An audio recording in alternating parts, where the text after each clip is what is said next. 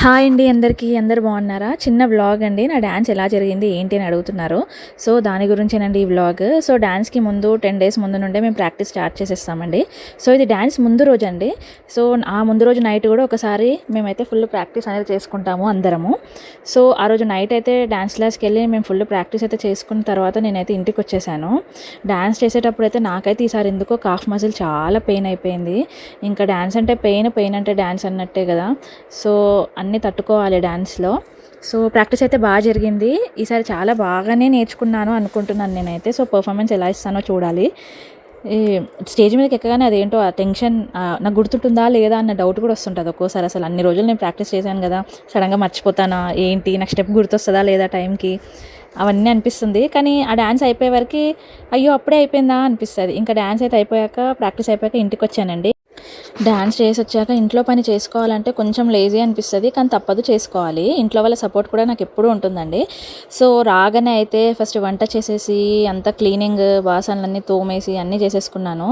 ఆ తర్వాత మార్నింగే లేచాను. ఇంకంతా పని అయిపోయాక మార్నింగ్ లేవడమే ఏంటో కన్ను రెడ్ అయిపోయింది, ఒకటే కన్ను. అది దేనివల్ల అయిందో, హీట్ వల్ల అయిందో నాకైతే అర్థం కాలేదు. ఐ డ్రాప్స్ అయితే వేస్తూనే ఉన్నాను. నేను ఈవినింగ్ కదా డ్యాన్స్ ప్రోగ్రామ్, సో మధ్య మధ్యలో ఐ డ్రాప్స్ వేసుకుంటూనే ఉన్నాను. మార్నింగ్ అయితే హనీ వాటర్తో స్టార్ట్ చేస్తాను నేనైతే నా డే అయితే. సో పిల్లల డ్రెస్సెస్, షర్ట్స్ అన్నీ రెడీ చేసి పెడుతున్నాను, ఐరన్ చేసి పెట్టేశాను పక్కకి. వాళ్ళకైతే ఈరోజు స్కూల్కి పంపించాను నేను ఆ రోజు మార్నింగ్. సో వాళ్ళ హాఫ్ డే స్కూల్స్ కదా, సో ప్రోగ్రామ్ టైం వరకు వచ్చేస్తారు కదా అని స్కూల్కి అయితే పంపించేశాను. ఫస్ట్ వాళ్ళ డ్రెస్ అవన్నీ సెట్ చేశాక నేను అవన్నీ సెట్ చేసుకుంటానండి. సో ఫస్ట్ అయితే వాళ్ళ డ్రెస్ సెట్ చేసేసి లంచ్ అయితే ప్రిపేర్ చేసేసాను. మధ్యాహ్నం లంచ్ చేశాక మాకైతే మేకప్కి 12కే రమ్మన్నారు, 12కి స్టార్ట్ అవుతుందని.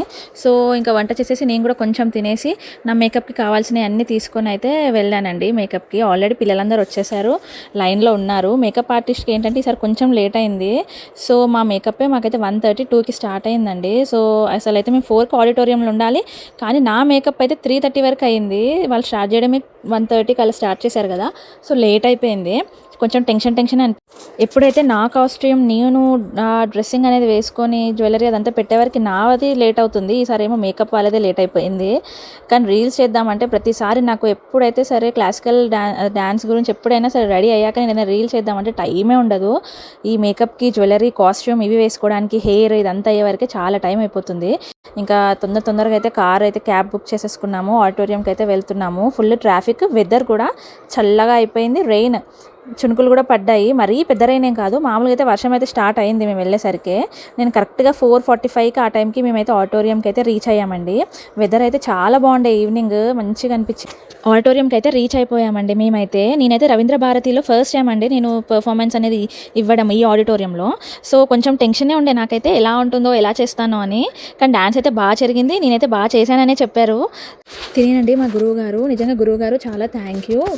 నిజంగా తన పేషెన్స్, తన ఓపిక వల్లనే మేము ఈ స్టేజ్ వరకు వచ్చి ఈ పర్ఫార్మెన్స్ అనేది ఇవ్వగలిగామండి. నిజంగా చాలా ఓపికగా నేర్పిస్తారు. అండ్ నా ఫ్యామిలీ కూడా నేను థ్యాంక్ యూ చెప్పాలి. నాకు ఏదైనా డ్యాన్స్ పర్ఫార్మెన్స్ ఉందంటే నిజంగా చాలా సపోర్ట్ చేస్తారు నా వెనుకుండి. సో వాళ్ళకు కూడా నేను థ్యాంక్ యూ చెప్తున్నాను. సో నెక్స్ట్ వీడియోలో నేను మీకు నా డ్యాన్స్ పర్ఫార్మెన్స్ వీడియో కూడా పెడతాను. సో నెక్స్ట్ వీడియోలో కలుద్దామండి. Bye bye.